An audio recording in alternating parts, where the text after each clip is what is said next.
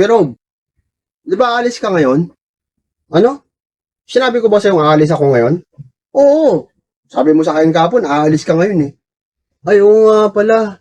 Nag-usap pala tayo kahapon. Pasensya na, Bob, kasi nakalimutan ko. Papaano yung tubo sa baba natanggal, kaya inayos ko. Tumutulo yung tubig.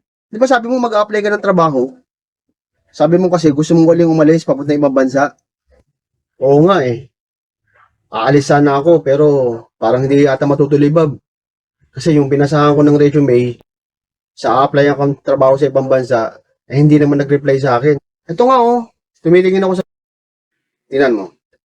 Ito oh, nakikita mo yan? O ano nakita mo dyan? May nakita ka ba? Diyan ako nag-apply ng trabaho.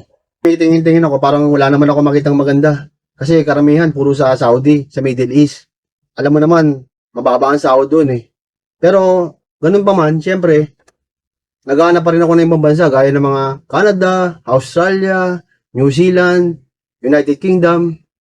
Kaya ito, naghahanap pa rin ako ng trabaho. Mabuti kung ganun. Oo naman. Syempre, di ba, may kasabihan nga tayo, try and try until you succeed. Dapat ganun. Huwag tayong susuko. Nagpasa ka na ba ng resume mo sa kanila? Paano ako magpapasa? Di ba nga sabi ko sa'yo, karamihan Middle East. Pero titignan ko pa rin, Bob. Maghahanap pa rin ako. Pag may makita ko magandang opportunity na papasa ako ng resume, magpapasa ako ng resume doon sa kumpanyang a-applyan ko. Kailan daw sila mag-reply? Ano sabi nila?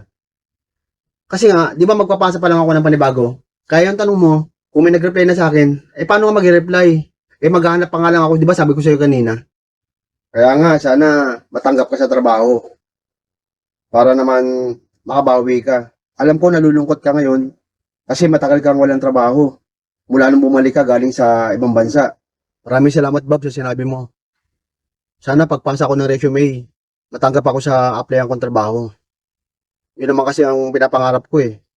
Pinapangarap natin dalawa. Kasi alam natin na wala na tayong magulang, di ba? Iyaan mo, makakabawi din ako sa mga naging pagkukulang ko sa'yo. Kaya sana matanggap ka sa aplikasyon mo. Bilang kapatid mo, maligaya rin ako dun. Kung sakaling matanggap ka, syempre pagkakataon mo na uli para makaalis dahil paid ka na rin ngayon. Nag-aalala rin ako sa'yo dahil tumatanda ka na rin. Oo nga, Bob eh. Medyo nalulungkot talaga ako ngayon. Kasi nga, matagal-tagal din ako nawala ng trabaho. Mula nung dumating ako galing ibang bansa. Kaya pagkatapos mong tumingin dyan, o pagkatapos mo uling magpasa ng mga resume sa mga ibang applyan mo, bumaba ka na kasi kakain na tayo. Ha? Nakapagluto na ako ng pagkain. Yung paborito mo, yung adobong manok. Salamat talaga sa iyo ha, sa pagmamalasakit mo sa akin. Kahit na ganito ang pinagdaanan ko, pero nandiyan ka pa rin nakasuporta sa akin. Maraming salamat talaga sa iyo, Bob. Syempre, sino ba magtutulungan? Kung di tayong dalawang magkapatid. Syempre, wala na tayong magulang.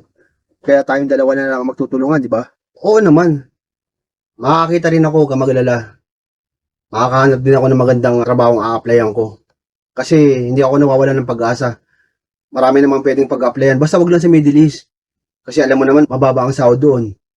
Pero sa tingin ko, malakas ang pananampalataya ko. Bob, makakahanap ako ng trabahong a-applyan ko. Tsaka, syempre, pagkatapos kong maghanap ng a-applyan ko, mababa na ako ron. Alam ko, nagluto ka ng masarap na ulam eh. O, sige na ha. Pagkatapos mo dyan, bumaba ka na dun ha. Para makakain na tayong dalawa.